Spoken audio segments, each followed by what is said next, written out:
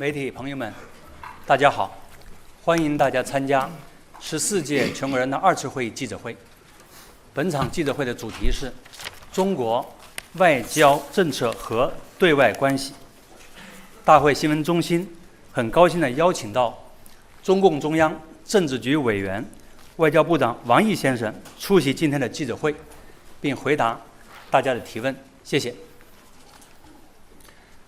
各位记者朋友，大家上午好！很高兴在两会期间再次同各位见面。我听说各位很早就到了现场，我对大家的敬业精神表示钦佩。当前世界格局正在深刻变革，人类社会遭遇多重挑战。面对变乱交织的国际环境，中国将坚定做这个世界的和平力量、稳定力量、进步力量。习近平总书记在中共20大报告中指出，我们所处的是一个充满挑战的时代，也是一个充满希望的时代。中国将坚定站在历史正确一边，站在人类文明进步一边，高举和平、发展、合作、共赢的旗帜，在坚定维护世界和平与发展中谋求自身发展，又以自身发展更好地维护世界和平与发展。20大报告强调，中国共产党既为中国人民谋幸福，为中华民族谋复兴，也为人类谋进步，为世界谋大同。这就是我们的使命，我们的担当，也是我们的追求和目标。现在我愿意回答大家的提问。谢谢。现在请大家开始提问。Thank you. The floor is now open for questions. 请北区第4排第一位男士，谢谢。谢谢主持人。王外长您好，中央广播电视总台央视记者提问。过去1年，中国特色大国外交全面推进。您认为去年中国外交取得的最突出的成果有哪些？去年年底呢，举行了中央外事工作会议。这次会议认为，中国特色大国外交将进入一个可以更有作为的新阶段。那么您能否透露一下，今年中国外交会有哪些值得期待的亮点？中国外交会在哪些方面更有作为？谢谢。China Central Television.Foreign Minister Wang, could you talk us through China's most impressive diplomatic achievements in the past year? At the Central Conference on Work Relating to Foreign Affairs, it was pointed out that major country diplomacy with Chinese characteristics would enter a new stage where much more could be accomplished. Could you share with us what highlights we could expect in the year ahead, and in what areas of its diplomacy will China seek to accomplish more? 2023年是中国外交的开拓之年，更是收获之年。在以习近平同志为核心的党中央坚强领导下，中国外交深入贯彻落实党的20大精神，为促进国际团结合作采取中国行动，为化解各种危机挑战提供中国方案，为推进世界和平与发展事业做出中国贡献，开辟了中国外交理论与实践的新境界。1年来，习近平主席主持2大主场外交，出席3场多边峰会，开展4次重要出访，还举行了100多场重要的会见通话。元首外交在日益发挥着不可替代的战略引领作用，构建人类命运共同体，在中亚地区和中南半岛实现了全覆盖。中国同非洲、中国同东盟、中国同阿拉伯以及中国同拉美的命运共同体建设取得了新成果。我们成功举办第3届“一带一路”国际合作高峰论坛，推动共建“一带一路”进入高质量发展的新阶段，实现金砖历史性扩员，开启了全球南方联合自强的新篇章。我们促成沙特、伊朗历史性和解，斡旋缅北达成停火协议，坚持政治解决所有的热点问题。我们坚决反对一切强权霸凌行径，有力维护国家的主权、安全和发展利益，也维护发展中国家的共同利益。我们坚守外交为民，永不停步，大力服务国家的发展稳定大局。去年底召开的中央外事工作会议上，习近平主席对当前和今后一个时期的对外工作做出了全面部署，形成了新征程上中国外交战略的顶层设计。我们将深入学习贯彻会议精神，以习近平外交思想为指导，以推动构建人类命运共同体为主线，以更加积极主动的历史担当，更加富有活力的创造精神，开创中国特色大国外交更有作为的新局面。我们将更加自信自立，锻造中国外交的品格。要始终把国家发展振兴放在自己力量的基点上，把中国人民的前途命运掌握在自己手中，坚定奉行独立自主的和平外交政策，坚定维护国家的主权和民族尊严。我们将更加开放包容，展现中国外交的胸怀。要巩固拓展全球伙伴关系网络，推动构建新型国际关系，促进不同文明互尊互鉴，保持大国关系稳定，同周边国家携手共进，与南方国家共谋振兴。我们将主持公道正义，亮明中国外交的风骨，践行真正的多边主义，推进国际关系的民主化，在关系广大发展中国家正当利益、关乎人类前途命运的原则问题上，旗帜更鲜明，铁肩担道义，要锚定历史前进的正确方向。我们将推动合作共赢，坚守中国外交的追求，要坚定走团结合作的人间正道，积极为解决地区热点和全球性问题提出更多的中国方案，贡献更多的中国智慧，提供更多有利于世界和平与发展的公共产品，不断以中国的新发展为世界提供新机遇。谢谢。请继续提问。中区第六排左起第一位，今日俄罗斯阿塞。今日俄罗斯国际通讯社俄罗斯卫星通讯社提问：今年是俄中建交75周年，这些年来，双边关系得到了前所未有的发展水平。在您看来，在当前国际关系全球转型的条件下，如何才能最有效地发掘俄中合作的潜力？谢谢。Rossiya Savotnia and Sputnik. This year marks the 75th anniversary of diplomatic ties between Russia and China. The bilateral relationship has grown to an unprecedented level in recent years. Given the ongoing global transition in international relations, what do you think is the most effective way to tap the potential of Russia-China cooperation? 在习近平主席和普京总统的战略引领之下，中俄新时代全面战略协作伙伴关系保持着高水平的运行，双方政治互信持续深化，互利合作优势互补，民间交往热情高涨。去年双方贸易额达到了创纪录的2400亿美元，已经提前完成了2000亿美元的既定的目标。俄罗斯的天然气进入中国的千家万户，而中国的汽车行驶在俄罗斯的大街小巷，这充分体现了两国互利合作的强大的韧性和广阔的前景。维护好、发展好中俄关系，这是双方基于两国人民根本利益做出的战略选择，更是顺应世界发展大势的必然要求。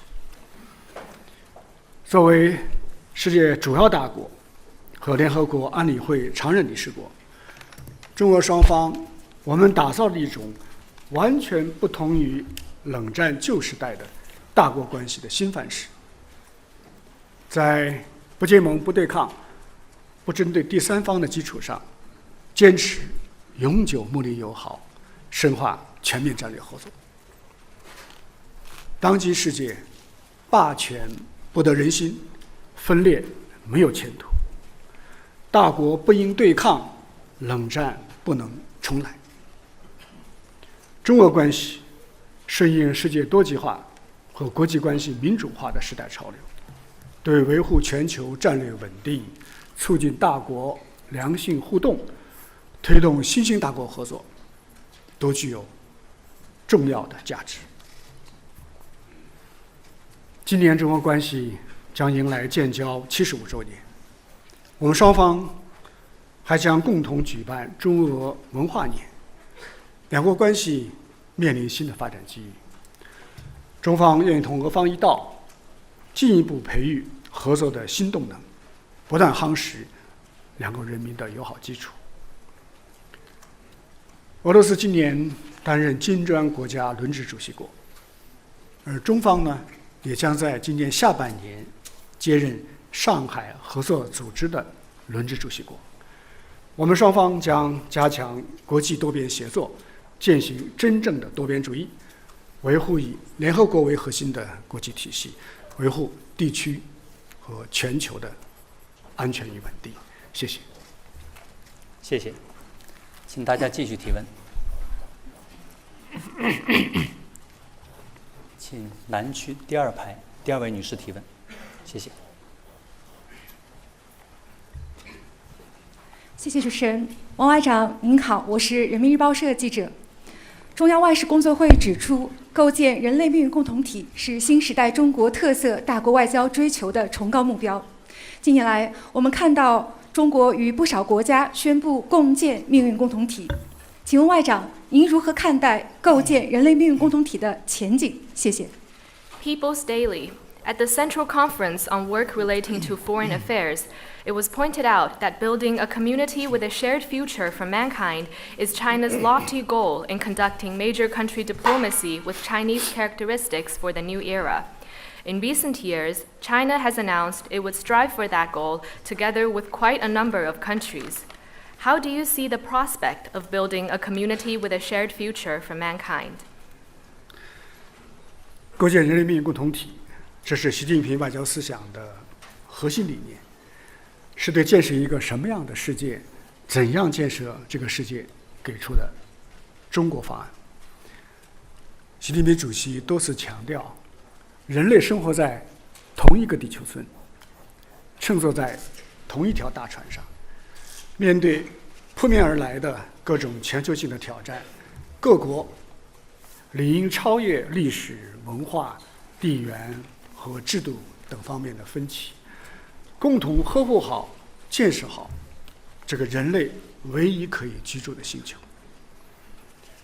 这一重要理念体现了习近平主席作为大国领袖的宽阔历史视野和深厚的世界情怀，突破了零和博弈的陈旧思维，站在了人类文明的道义高地，也汇聚了各国人民的普遍愿望，在世界百年变局加速演进的历史关头，为人类向何处去指出了正确的方向。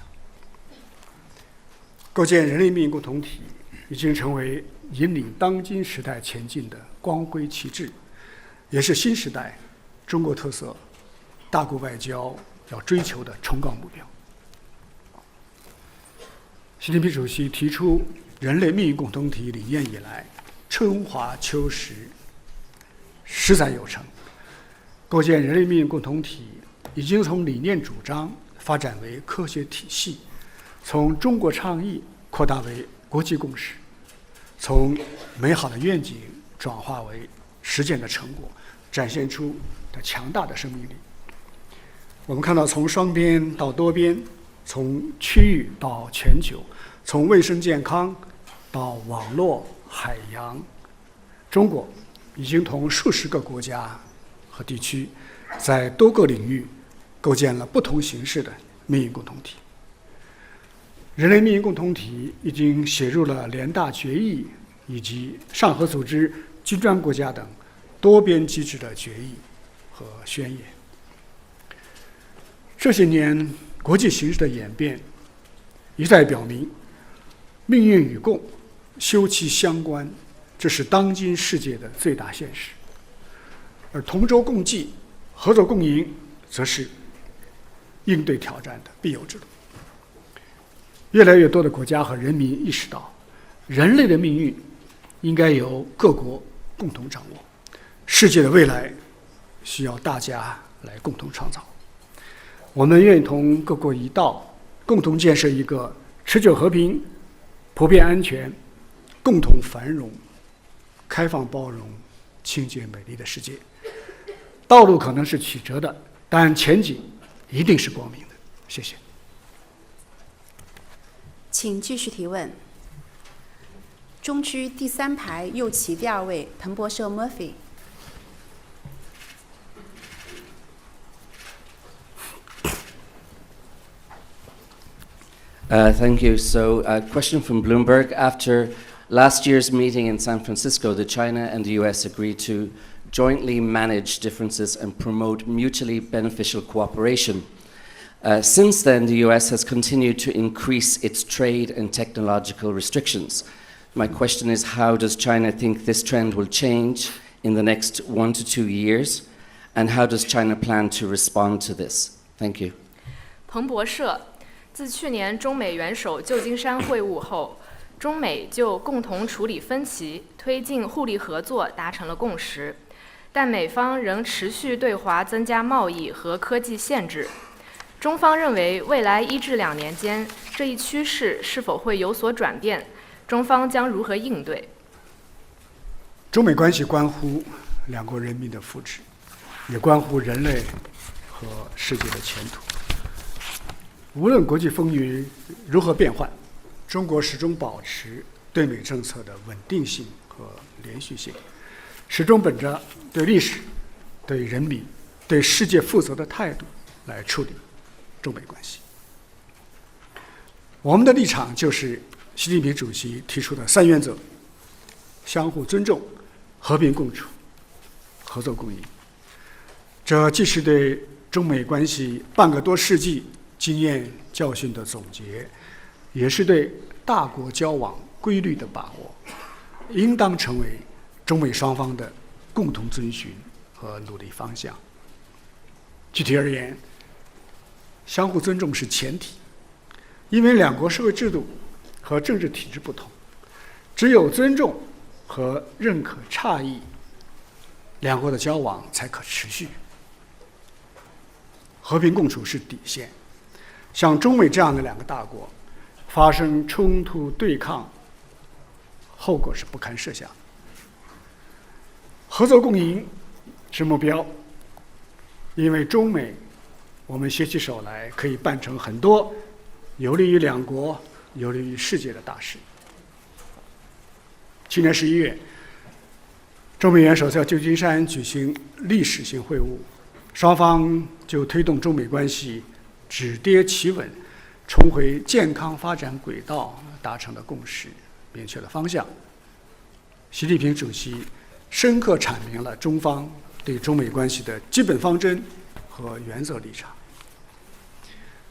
拜登总统重申，美国不寻求新冷战，不寻求改变中国的体制，不寻求通过强化同盟关系反对中国，不支持台湾独立，并且表示呢，美国乐见中国发展富裕，不寻求打压遏制中国的发展，不寻求同中国脱钩。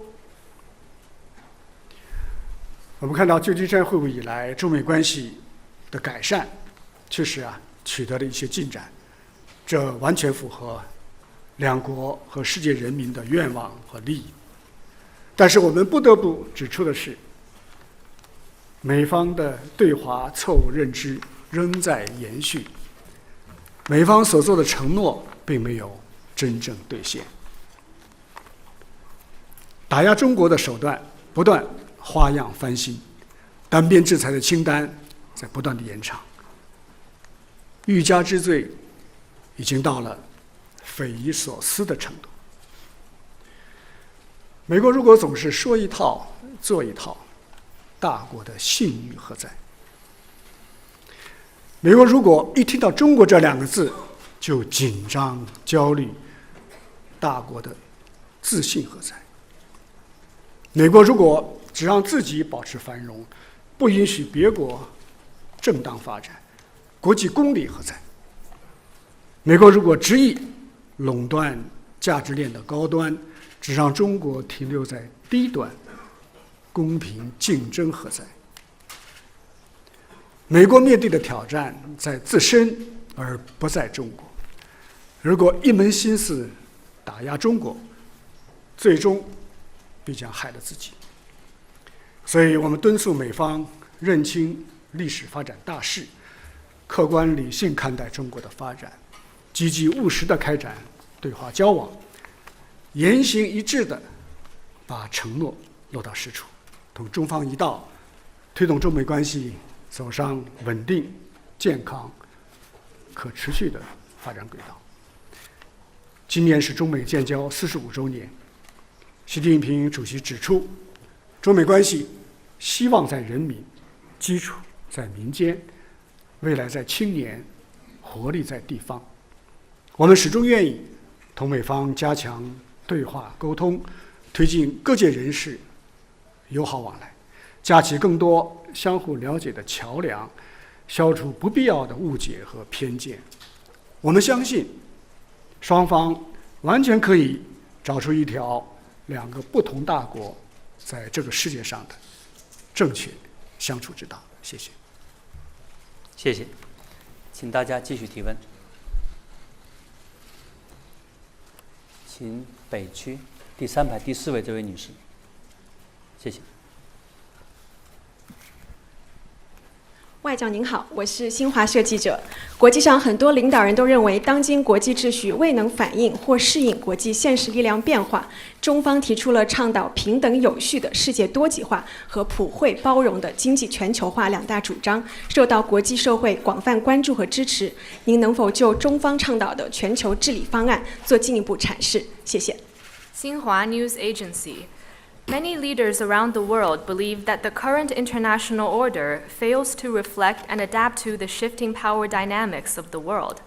China's proposal to build an equal and orderly multipolar world and a universally beneficial and inclusive economic globalization has drawn wide attention and support from the international community. Could you further elaborate on China's solution to global governance? 世界多极化和经济全球化，这是人类社会发展的大趋势。但是各方对需要一个什么样的多极化和全球化，看法并不完全一致。中方的主张是，应当实现平等有序的世界多极化，普惠包容的经济全球化。平等的多极化呢，就是要体现各国权利平等、机会平等、规则平等，不能再允许个别或少数大国垄断国际事务，不能再允许以所谓实力地位把国家分成3、6、9等，不能再允许谁的拳头大谁就说了算，更不能允许有的国家必须在餐桌上，有的国家只能在菜单里。要确保国家不分大小强弱，都能在多极化的进程中平等参与，享受权利，发挥作用。有序的多极化就是要共同恪守联合国的宪章、宗旨和原则，共同坚持普遍认同的国际关系的基本准则。多极化不是阵营化，更不是碎片化、无序化。各国都要在以联合国为核心的国际体系内行使，都要在全球治理的进程中开展合作。普惠的全球化，就是要做大并且分好经济发展的蛋糕，让不同国家、不同阶层、不同人群都能参与并享有经济社会发展的成果，妥善解决好国家之间以及国家内部的发展的失衡问题，从而实现共同发展和共同的繁荣。包容的全球化呢，就是要支持各国走出符合自身国情的发展道路，不搞发展模式的单一化，要摒弃损人利己的单边主义、保护主义，要维护全球产业链、供应链的稳定畅通，保持全球经济增长的活力和动力。中国愿意同世界各国一道，推动世界多极化、经济全球化，朝着各国人民期待的正确方向发展，推动全球治理朝着更加公正合理的方向去迈进。谢谢。好，请继续提问。请南区第一排右手第2位这位埃及记者提问。Thank you, Mr. President Wang. Mr. Minister Wang, thank you. I'm Ahmed Mohammed from Egyptian television. I working as a reporter and announcer in Nile News television. It's a governmental television in Cairo. From my observing on ground when covering Palestinian-Israeli conflict on the border with Gaza, I found the people suffering from hunger, stress, and the loss of all of safe livelihood. And another scenes of a large amount of humanitarian aid waiting daily to enter to Gaza. So, how can the international community provide protection necessary for Palestinian people? And we know Chinese just position on the Palestinian question has been recommended by Arab countries. What will be the way out of the Palestinian-Israeli conflict? What role will China play to this end? Thank you. 埃及尼罗河电视台，王外长您好，在实地采访中，我发现加沙人民遭受饥饿，生计无着，每天大量人道主义援助无法进入加沙。国际社会如何为巴勒斯坦人民提供必要保护？中方在巴勒斯坦问题上的公正立场受到了阿拉伯国家的赞赏。结束巴以冲突的未来出路是什么？中国还将为此发挥什么作用？你代表阿拉伯国家提这个问题，我认为非常重要，也非常的必要。本轮的巴以冲突已经造成10万多平民伤亡，还有不知多少无辜的民众被掩埋在瓦砾之下。生命没有贵贱之别，不能以种族、宗教划分。21世纪的今天，这场人道灾难竟然无法被制止，这是人类的悲剧，更是文明的耻辱。任何理由都不能再为冲突延续辩解，任何借口都不能再为平民被杀戮开脱。国际社会必须紧急行动起来，将立即停火止战作为压倒一切的首要任务，将确保人道救援作为刻不容缓的道义责任。加沙民众有权在这个世界上生存下去，妇女儿童也应该得到亲人们的呵护，所有被扣押人员都应该得到释放，一切伤害平民的行为都应该被制止。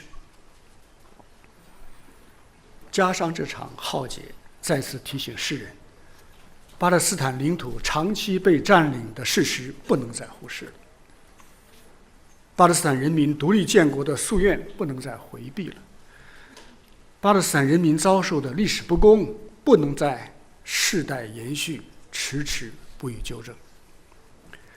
只有还巴勒斯坦人民以公道，全面落实两国方案，才能彻底走出巴以冲突的恶性循环，才能从根本上消除产生各种极端思潮的土壤，也才能真正实现中东地区的持久和平。中国坚定支持巴勒斯坦人民恢复民族合法权利的正义事业，始终致力于巴勒斯坦问题的全面、公正、持久解决。我们支持巴勒斯坦成为联合国正式成员国，呼吁个别安理会成员不要再为此设置障碍。我们倡议召开更大规模、更有权威、更有时效的国际和会，制定落实两国方案的路线图和时间表。我们主张巴以双方尽快恢复和谈，最终实现巴勒斯坦、以色列两个国家和平共处，阿拉伯和犹太两个民族和谐共存。中方将继续同国际社会一道，为恢复和平奔走，为挽救生命努力，为匡扶正义担当。谢谢。谢谢，请大家继续提问。请中区第二排第二位女士。谢谢主持人。王外长您好，北京青年报记者提问。我们注意到，过去1年来，中国先后为推动沙特和伊朗复交、缓和缅北局势、促进伊朗和巴基斯坦改善关系，采取了外交斡旋行动。这些行动都取得了很好的效果，成效也非常的显著，得到了有关方面和国际社会的高度肯定。有不少人都说，这样的事情只有中国才能做到。我们想问一下您，中国斡旋外交有何成功之道？谢谢。Beijing Youth Daily.Over the past year, China mediated the resumption of diplomatic ties between Saudi Arabia and Iran, the de-escalation in northern Myanmar, and the improvement of Iran-Pakistan relations. These diplomatic efforts were quite effective and were highly commended by the relevant parties and the international community. Many say that only China is capable of doing that. Could you share with us what makes China's mediation successful?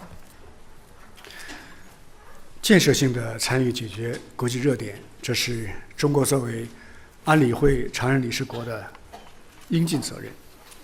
我们注重从国际实践当中来总结经验，从中华文化中来汲取智慧。我们确实在探索出一条具有中国特色的热点问题的解决之道。我认为4个坚持至关重要。首先，还是要坚持不干涉内政。中方一直尊重当事国的主权和领土完整，是根据当事国的需要和他的愿望，按照联合国的宪章来发挥我们的斡旋作用。第二是坚持政治解决，面对矛盾和争端，不能动辄使用武力，更不能迷信施压制裁。还是要以最大的耐心来推动对话协商，找到兼顾各方合理诉求的最大的公约数。在所有的热点问题上，我们都愿意劝和促谈，我们从不火上浇油。第三呢，就是要坚持客观公正，我们始终按照事情本身的是非曲直来决定我们的立场，我们不搞双重标准，也不拿偏架，我们更不谋求地缘私利。各国人民心中有一杆秤，有了公信力，才有影响力。第四呢，是坚持标本兼治，既要重视推动热点问题尽快降温，防止升级外溢，也要系统的、辩证的分析根源，综合施策，化解矛盾，不能头疼一头，脚疼一脚，更不能短视功利，内病外治。当今世界并不太平，和平需要大家共同维护。我们将与各国一道，为止战凝聚共识，为和谈铺路架桥，推动建设持久和平、普遍安全的世界。谢谢。好，请继续提问。请北区第2排左起第2位，西班牙埃菲社 Lorena。Good morning, Lorena Cantor from FA News Agency, Spain. Mr. Wang, China's relationship with Europe seemed to slightly improve during last year, but there are still some tensions. So, what are China's expectations towards its relationship with Europe in the forthcoming months? And also, why do you think European countries have so far avoided joining the Belt and Road Initiative? Thank you. 西班牙埃菲社，中国与欧洲的关系去年有所改善，中国对欧洲有何期待？中方怎么看待有关欧洲国家不加入“一带一路”倡议？去年是中欧建立全面战略伙伴关系20周年，双方各层级的交流对话全面的重启。中欧班列开行了1.7万列，连接欧洲25个国家、219个城市。在动荡的世界当中构筑起一条安全畅通的产供链的生命线。中方还给予欧洲很多国家免签待遇，便利了双方的人员和经贸的往来。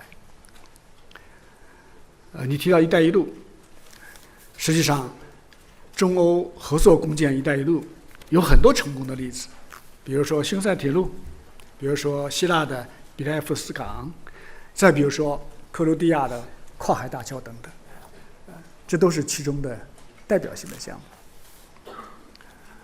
我记得几年前，一份欧盟的政策文件，给中国同时贴上了伙伴、竞争者、制度性对手3种标签。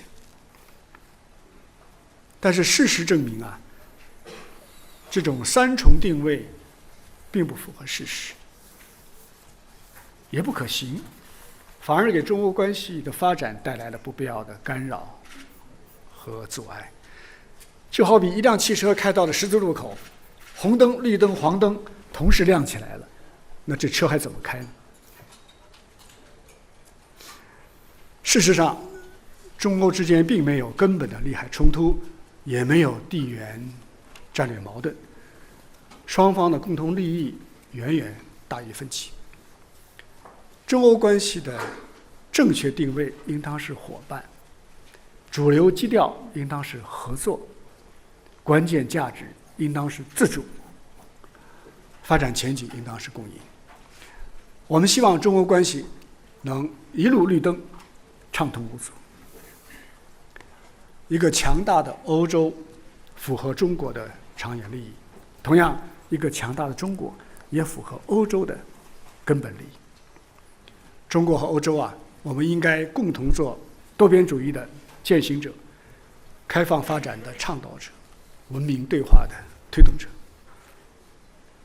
我们还是这个观点，放眼全球，只要中欧互利合作，阵营对抗就搞不起来；只要中欧开放共赢，逆全球化就不会得势。谢谢。好，请继续提问。请中区第1排中间位置，联合早报杨丹旭。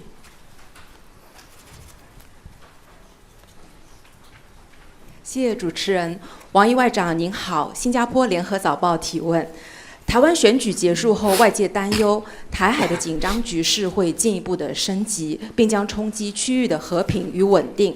您认为两岸和平统一的前景是否变得更加暗淡了？您如何看待目前台海的局势？各方应该采取什么样的措施，避免紧张局势升级？谢谢。联合早报。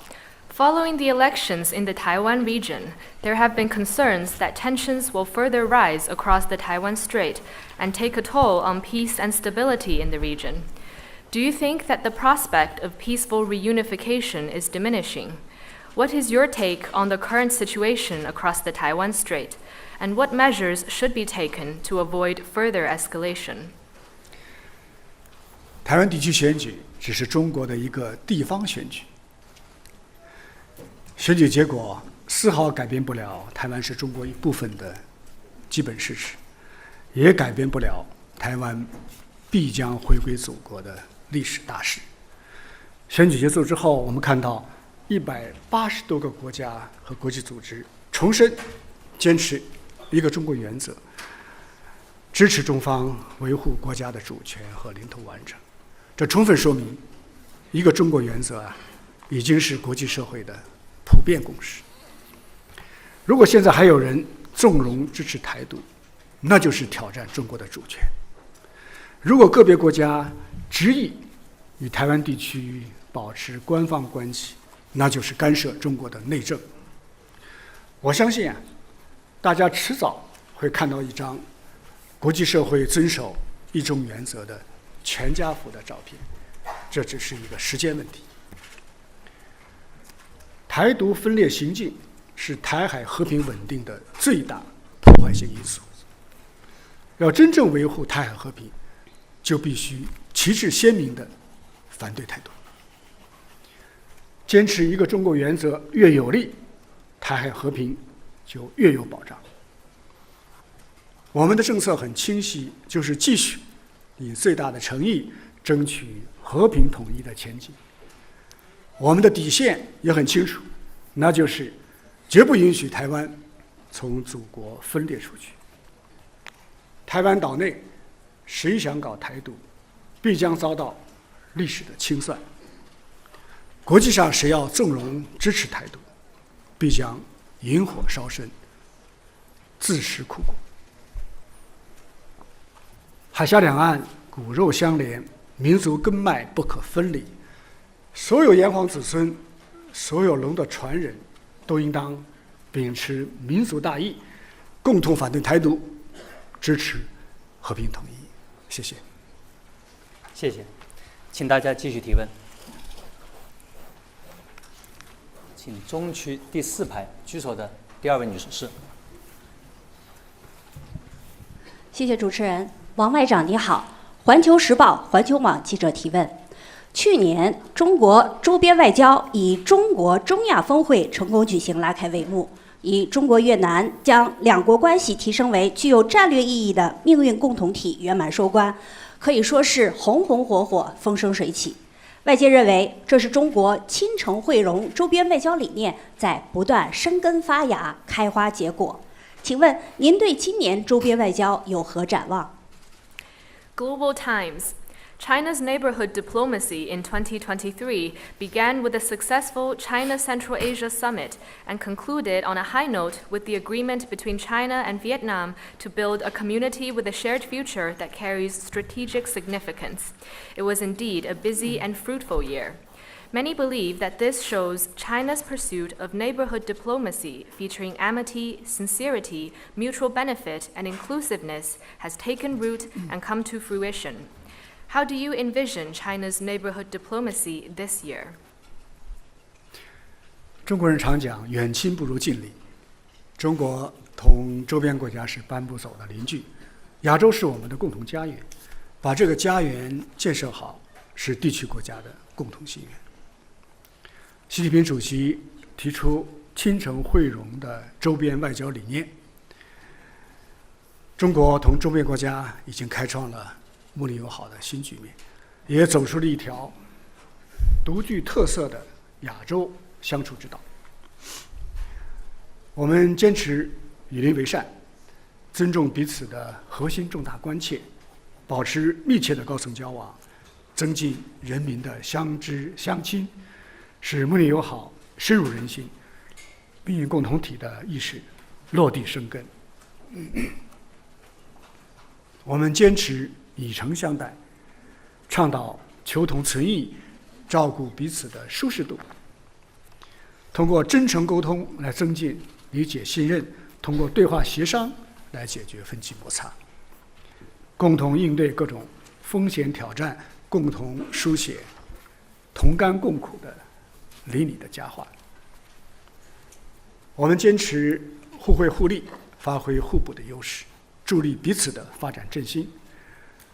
中老铁路、中巴经济走廊、中国中亚天然气管道、中马的两国双园，还有中国印尼的雅万铁路，一大批合作项目在加快着区域的增长。我们坚持开放包容，践行开放的区域主义，积极参与东亚合作，支持东盟中心地位，推动中日韩合作走深走实。中国中亚峰会、澜沧江湄公河合作机制取得了蓬勃的发展，上合组织已经发展成为世界上幅员最广、人口最多的区域合作组织。今年是和平共处5项原则发表70周年。5项原则诞生于亚洲，超越社会制度和意识形态差异，成为国际关系基本准则和国际法的基本原则，为正确处理国与国关系贡献了东方智慧。70年过去了，5项原则不但没有过时，反而更加彰显出蓬勃的生命力。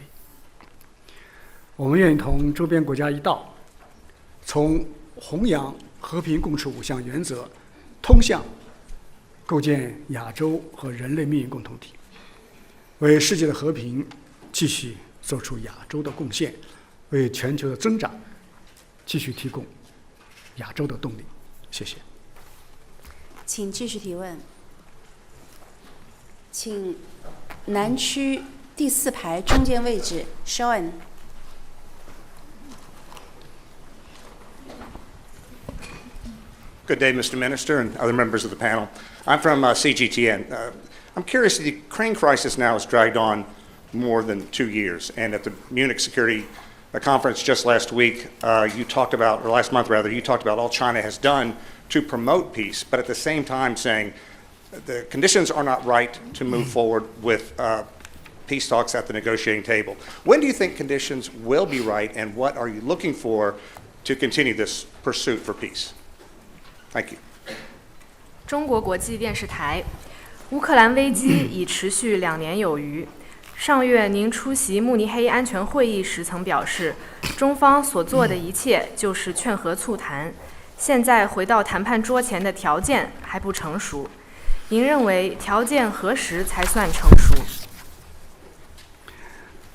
在乌克兰问题上，中方始终秉持客观公正立场，坚持劝和促谈。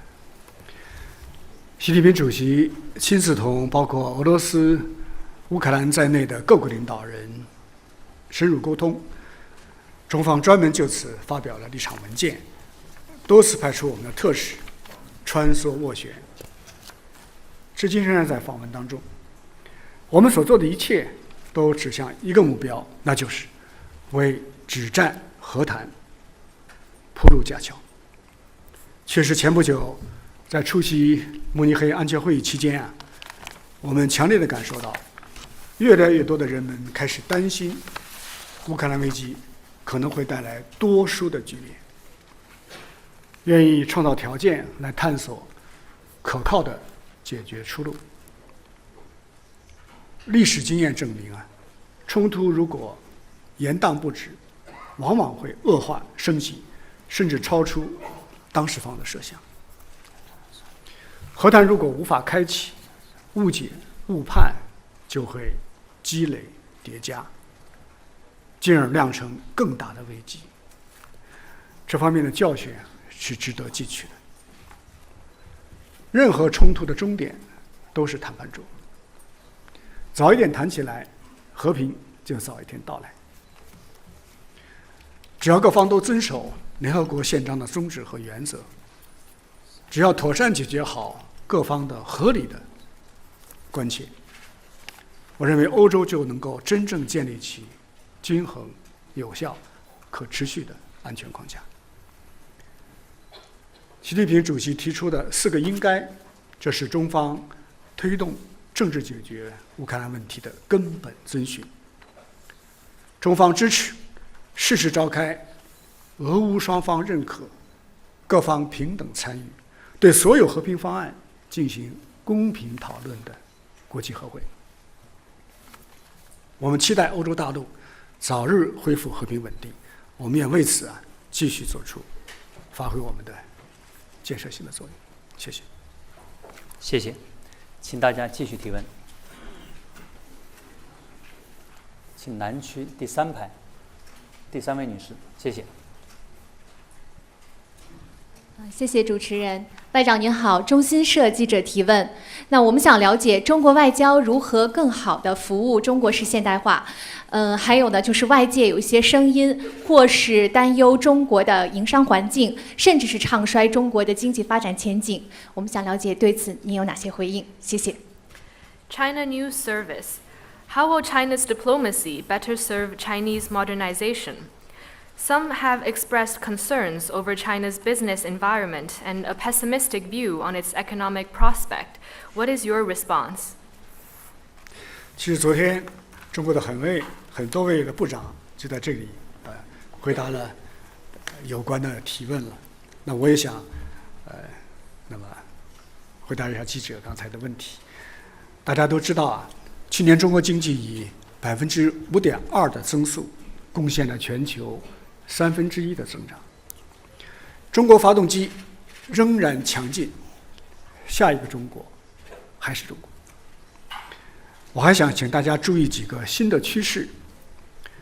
首先，中国的发展不仅有量的合理增长，还有质的有效提升。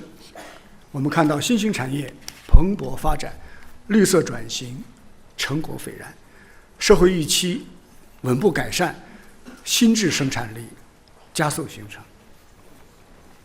其次，中国14亿多人口的超大规模市场正在向全球展开，新需求、新业态爆发式的出现，自身发展和对外合作的空间都在迅速的拓展。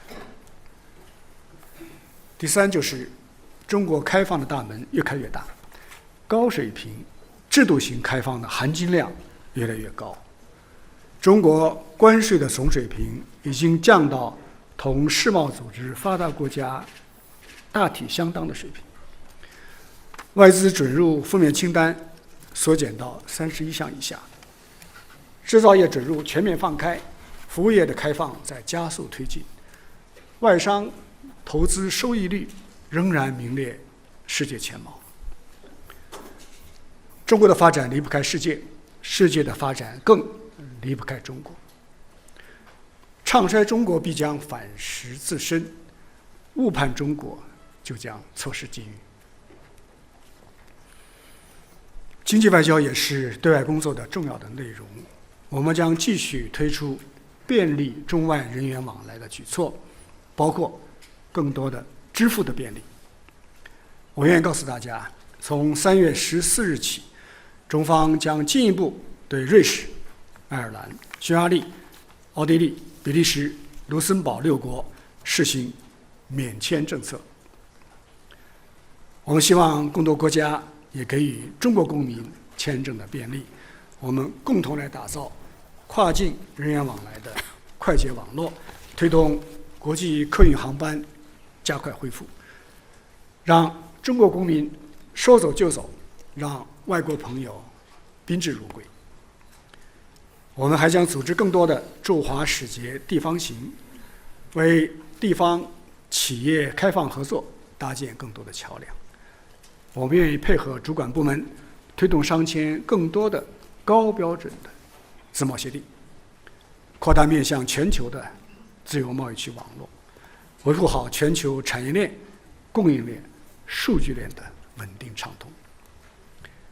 我们还将合力办好进口博览会、服务贸易博览会、消费品博览会、供应链博览会等多边的国际的合作平台，来优化市场化、法治化、国际化的营商环境，为各国的投资者和合作伙伴带来更稳定预期、更长远的利好。谢谢。好，请继续提问。北区第1排左起第4位，印第安塔拉通讯社 Deska。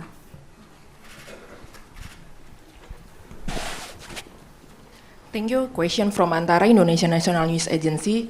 In July 2023, China and ASEAN member countries agreed to foster the negotiation for a binding code of conduct for South China Sea. But regarding this kind of situation, currently, is China still optimistic for the negotiation? And if so, what does China offer for more harmonious and peaceful for the code of conduct in South China Sea? Thank you. 印尼安塔拉通讯社，2023年7月，中国与东盟国家一致同意推动谈判，推进达成具有约束力的南海行为准则。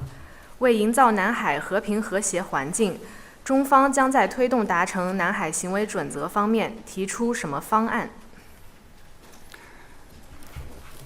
中国人民在南海世代生活劳作，南沙诸岛早已是中国政府依法管辖的领土。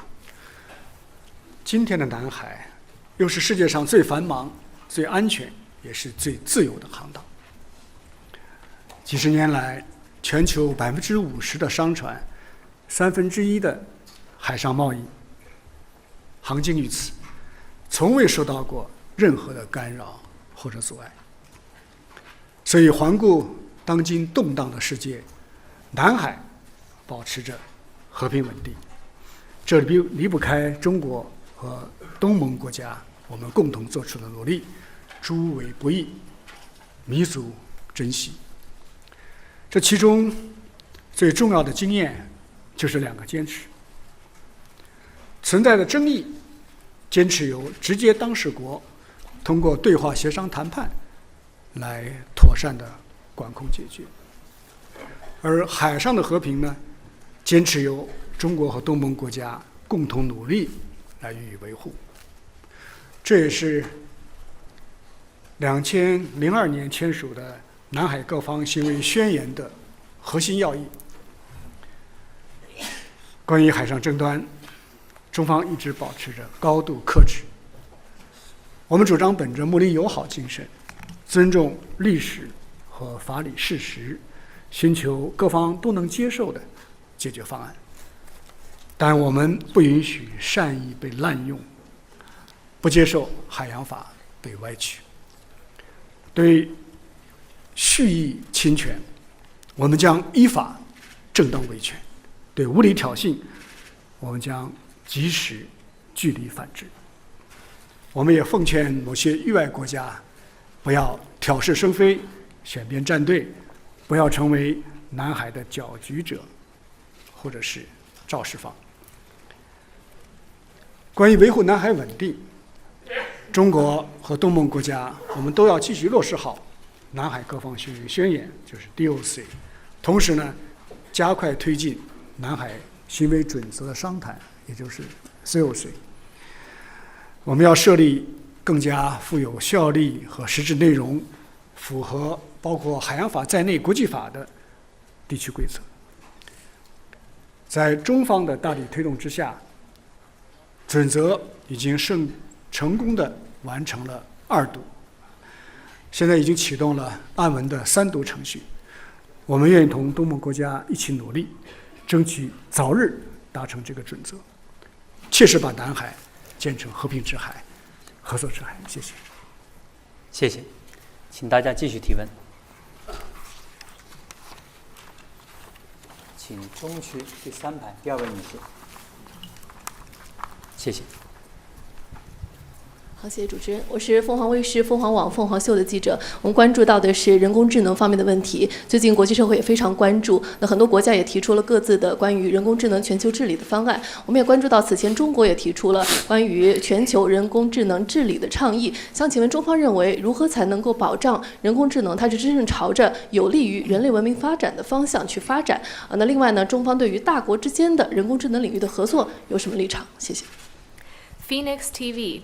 The international community closely follows the development of artificial intelligence, and one after another, proposals were introduced for global AI governance. China also proposed its Global AI Governance Initiative. In China's view, what should be done to ensure that AI develops in a way that is truly conducive to the progress of human civilization? And what is China's position on cooperation between major countries on AI? 人工智能进入爆发式发展的关键阶段。我们的主张是，发展和安全并重，既要拥抱新事物、新机遇，也要装好刹车再上路，共同来推进人工智能的全球治理。去年10月份，习近平主席提出全球人工智能治理的倡议，清楚地阐明了中方的态度和主张。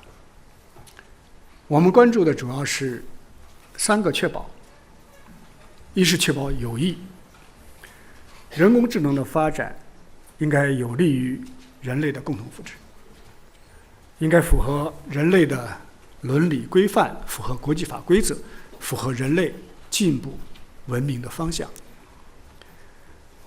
第二是确保安全，人工智能应当始终处于人类的控制之下，不断提高可解释性和可预测性。为此呢，要建立各种风险评估和管控机制。第三是要确保公平，应当在联合国框架下成立人工智能国际治理机构，各国都能在人工智能的发展进程中平等参与、平等受益。我还要强调的是如果企图在人工智能上也搞什么小院高墙，将会犯下新的历史错误，不仅阻挡不了各国的科技发展，还会破坏国际产业链、供应链的完整，削弱人类应对风险挑战的能力。中国对同各国开展人工智能合作，我们持积极和开放的态度。迄今，中国已经同一些国家建立了这方面的对话机制。我们认为，人工智能大国之间的合作很重要，但同时，发展中国家的能力建设也很重要。所以，我们将适时向联大提交加强人工智能能力建设的国际合作的决议草案，以此来促进各方加强技术共享，努力弥合智能鸿沟，不让任何国家掉队。谢谢。好，请继续提问。请中区第4排中间位置坦桑尼亚的这个记者提问。Thank you. From Zanzibar Broadcasting Corporation. Recent years have witnessed the Chinese senior officials regular visit African countries, including Chinese foreign ministers visiting January, as a continuation of the tradition of Chinese foreign ministers make their first overseas trip to Africa. At the beginning of the new year, so what will China do to consolidate its cooperation with African countries? As well, I noticed senior officials from US and other Western countries also paid frequent visits to Africa in recent years. How does China look at these trips, and China's concerned about the competition from the Western relation with Africa? Thank you. 坦桑尼亚桑吉巴尔广播电视台。近年来，中国高官频繁访问非洲，就包括中国外长今年1月访非，延续了中国外长每年首访必到非洲的传统。中方打算如何巩固同非洲国家的合作？同时，我们也注意到美国等西方国家高官近年来密集访非。请问中方如何看待这些访问？是否担心中非关系面临来自西方的竞争？确实，中国外长每年首访一定要到非洲去，这是我们的外交传统，而且这个传统呢，已经坚持了34年，在国际交往史中独一无二。为什么？因为中国和非洲，我们是肝胆相照、命运与共的兄弟。我们在反帝反殖的斗争中并肩战斗，在发展振兴道路上守望相助，在国际风云变幻中坚守到底。进入新时代以来，习近平主席提出了真实亲诚的对非政策理念和正确的毅力观，引领中非命运共同体建设步入了快车道。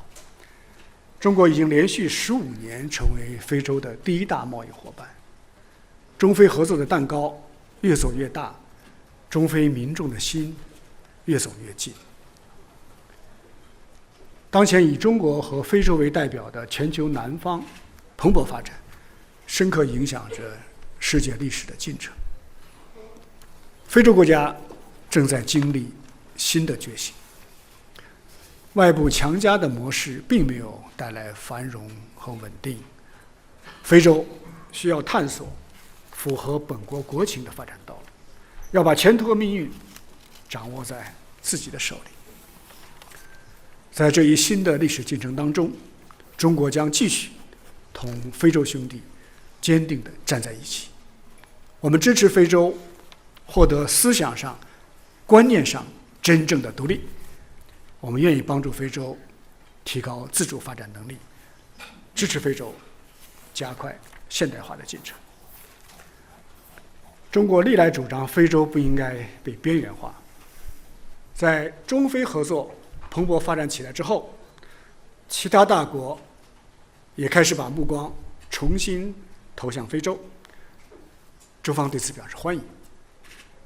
我们希望各方都能像中国一样加大对非投入，那么更加重视非洲，同时呢，以实际行动来支持非洲的发展。我们也愿意在尊重非洲的意愿和基础上，开展更多的3方合作，还有多方合作。中非合作论坛的新一届会议将于今年秋天在中国举行。届时，中国和非洲的领导人将时隔9年再次聚首北京，共商未来发展合作大计，也会深入的交流治国理政的经验。我相信，中非双方将通过这次峰会，弘扬传统友好，深化团结协作，为加快中非的共同发展开辟新境界，为中非命运共同体来开启新的篇章。谢谢。好，谢谢。请继续提问。请南区第5排靠中间走廊 KBS 金文婷。谢谢。韩国广播公司记者提问：关于朝鲜半岛问题上，中国政府阐明了坚持维护和平稳定，坚持实现无核化，坚持通过对话协商解决问题的3大原则。中国政府能坚持这3大原则吗？另外，近期朝鲜半岛的紧张局势不断加剧，对此中方的解决方案是什么？谢谢。Korean Broadcasting System. On the Korean Peninsula issue, China has stated the 3 principles of promoting peace and stability, denuclearization, and settlement through dialogue and consultation. Are these still the positions of the Chinese government? Recently, tensions have been rising on the Korean Peninsula. Where does China see a way out of it? 朝鲜半岛问题延宕多年，病根是清楚的，那就是冷战残余犹存，始终没有建立起和平机制，没有从根本上解决安全问题。那么药方也是现成的，那就是中方提出的双轨并进的思路和分阶段同步走这个原则。当前半岛局势日趋紧张，这是中方不愿意看到的。世界已经够乱了，半岛不应该再次生战生乱。谁要借半岛问题开冷战对抗的倒车，就要承担历史责任。谁要破坏地区的和平稳定，就会付出巨大的代价。中方在半岛问题上的立场是一贯的，所有努力集中到一点，就是致力于半岛地区的和平稳定和长治久安。当务之急是停止威慑施压，摆脱轮番升级的对抗螺旋。根本之道是重启和平谈判，解决各方，尤其是朝鲜方面的合理安全关切，推动半岛问题的政治解决进程。谢谢。谢谢，请大家继续提问。请中区第6排第1位女士举手的这位女士，谢谢。谢谢主持人。中央广播电视总台国广记者提问。我们注意到当前呢，全球性的挑战层出不穷，国际社会普遍期待联合国来发挥更大作用。同时呢，有一些大国企图绕开联合国来组建自己的小圈子，对以联合国为核心的国际体系造成冲击。那么今年呢，联合国将会召开未来峰会，那么明年呢，也将会迎来联合国成立80周年。所以我们想请问外长，如何来看待联合国在这个国际事务当中发挥的作用？那么对于联合国的发展和改革又有怎样的主张？谢谢。China Radio International. With global challenges emerging one after another, the international community looks to the United Nations to play a bigger role. But some major countries try to bypass the UN and form all sorts of small circles, which undermines the UN-centered international system. The UN will hold the Summit of the Future this year and celebrate its 80th anniversary next year. How does China see the role of the UN in international affairs, and what are China's suggestions for the reform and development of the UN? 中方始终认为，世界只有一个体系，那就是以联合国为核心的国际体系。只有一种秩序，就是以国际法为基础的国际秩序。只有一套规则，就是以联合国宪章宗旨和原则为基础的国际关系基本准则。任何国家都不应该自行其事，另搞一套。这些年发生的一系列危机和挑战，一再警示我们：联合国的作用只能加强，不能削弱；联合国的地位必须维护，不能取代。联合国成立70多年来，经历了各种风雨，遭遇到强权政治的冲击，但仍然是当今最具普遍性、代表性和权威性的政府间国际组织，是实现世界和平与发展的核心机制，也是广大中小国家平等参与国际事务的重要平台。中国是第一个在联合国宪章上签字的国家，我们也是派遣维和人员最多的安理会常任理事国，是联合国第2大会费国，也是第2大维和出资国。面对发展赤字，我们积极推进全球发展倡议，助力落实联合国2030年可持续发展议程。面对气候威胁，我们支持联合国应对气变国际合作，将用历史上最短时间完成全球最高碳排放强度的降幅。同时，我们认为联合国也需要与时俱进，不断改革完善，以适应国际政治经济发展的新现实，尤其是要提升发展中国家的代表性和发言权。我们认为大国尤其要承担起责任，推动联合国包括安理会更好地履职尽责，更有效地凝聚全球共识，动员全球资源，协调全球的行动。中方支持联合国举办未来峰会，达成各方都有益的、都受益的未来契约。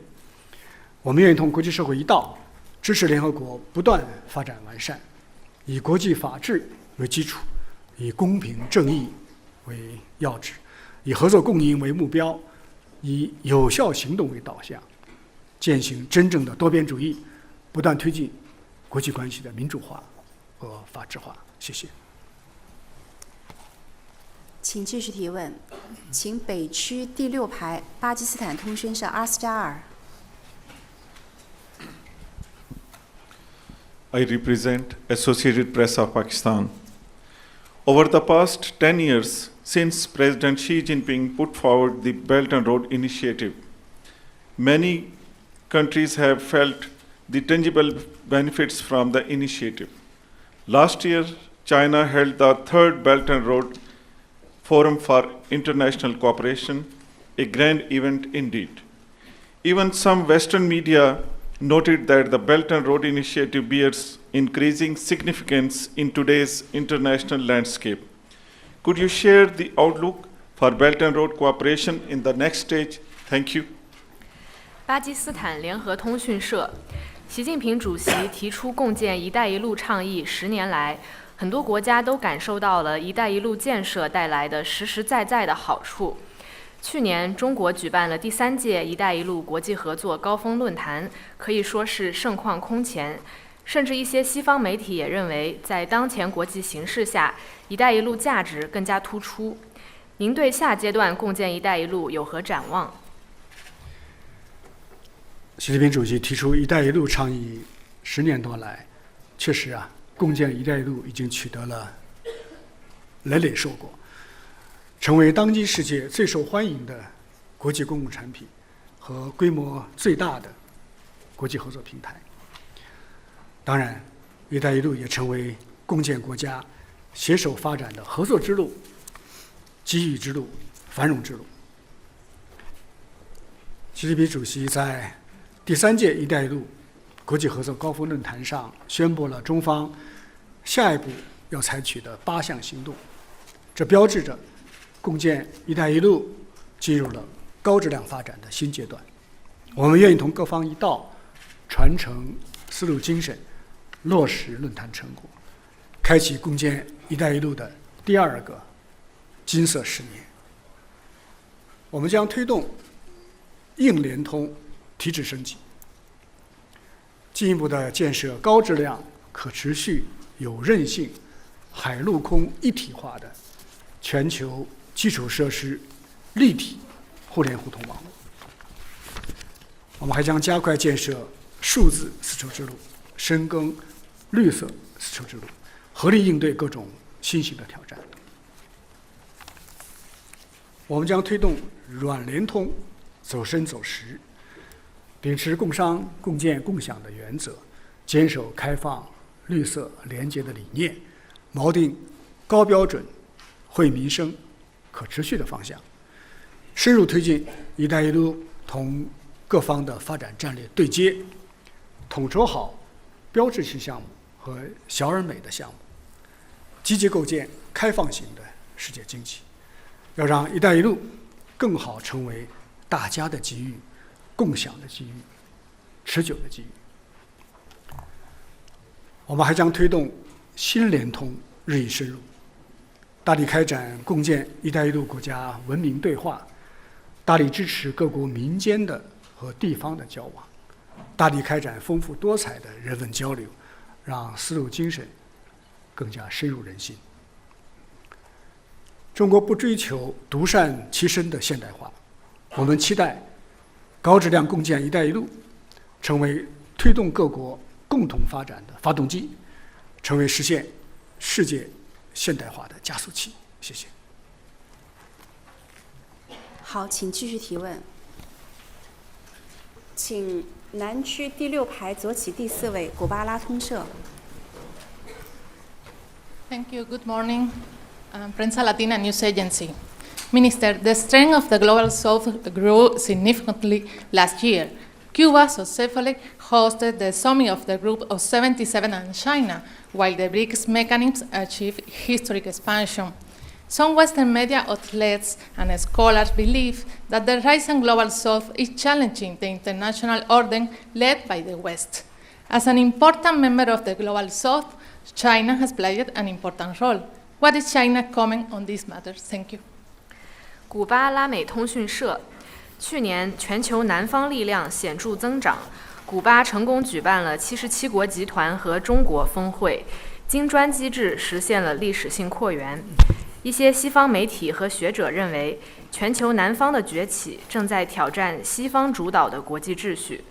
中国作为全球南方的重要一员，在其中发挥了重要作用。中方对此有何评论？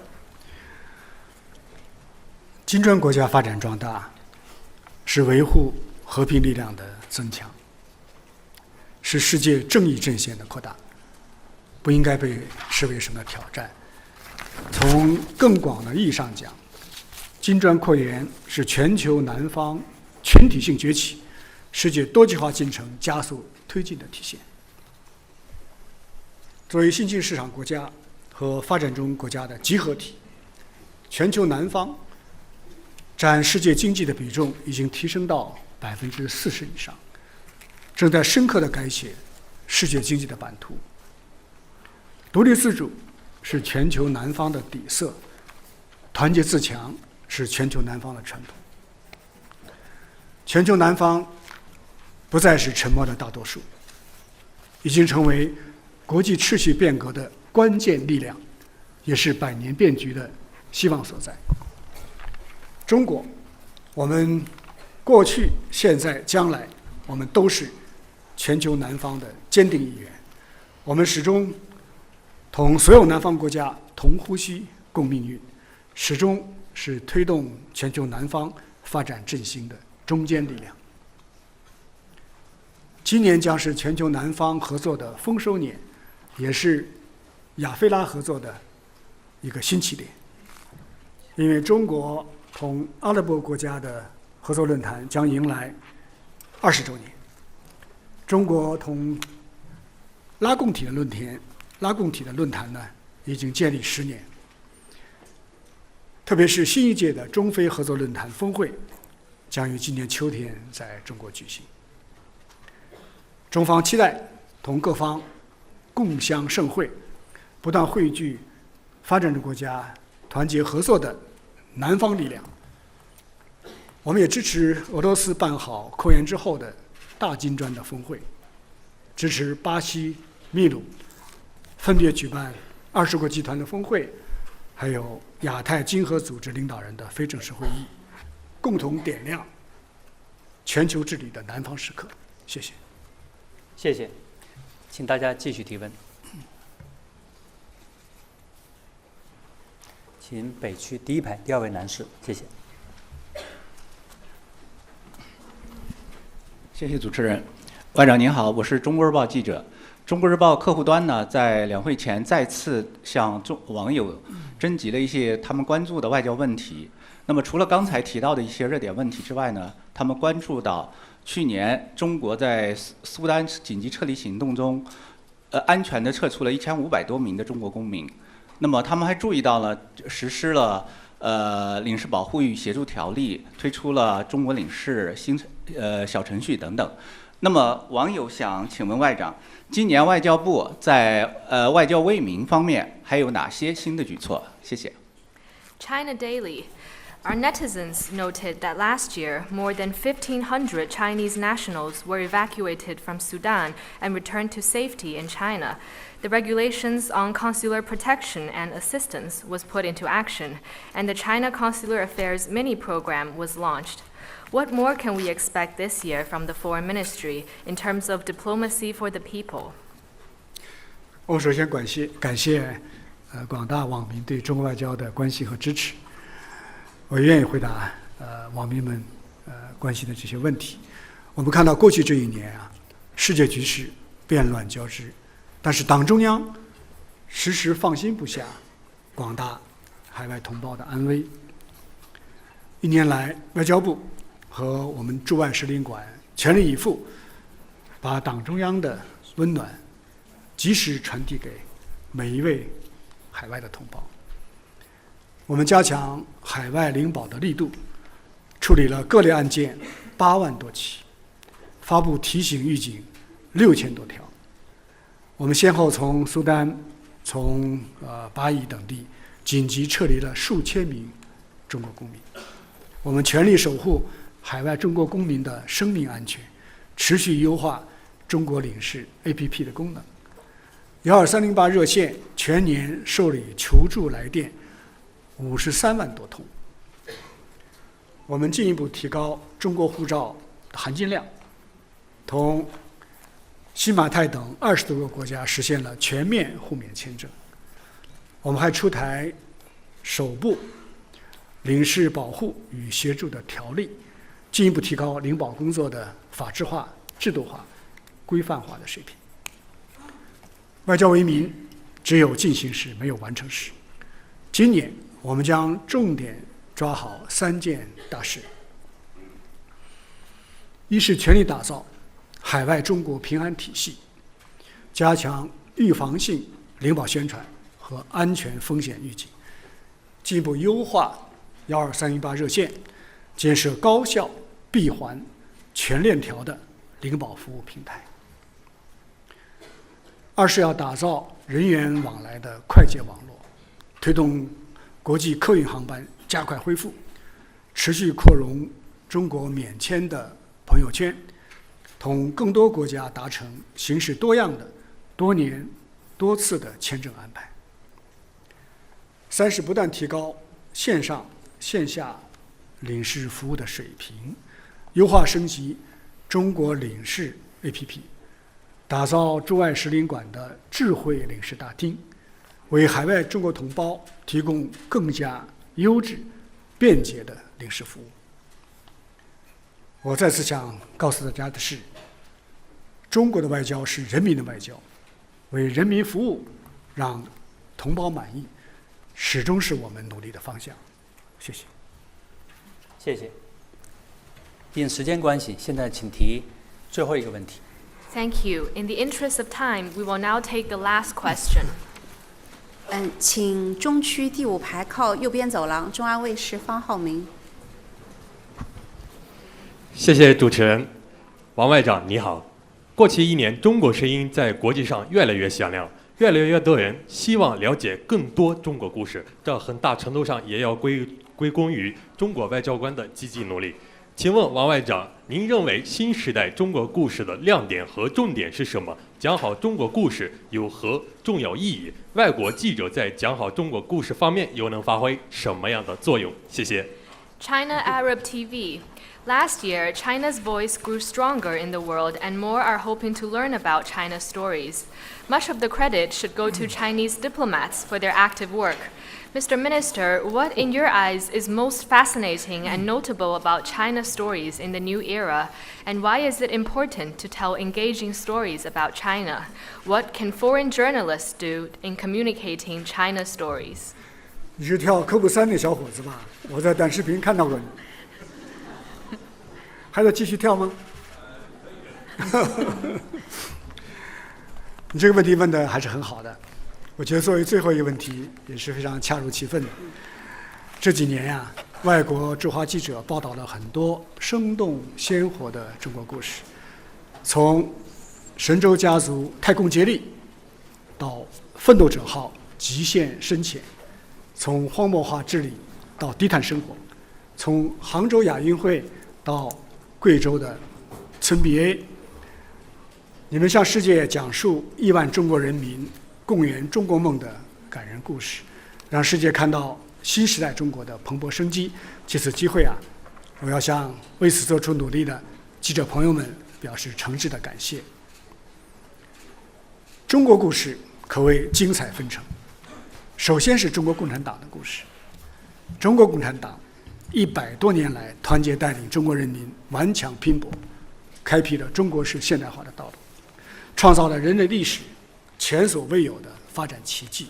这是中国故事中最耀眼的主题。中国故事说到底是中国人民的故事，人民是中国故事的主角。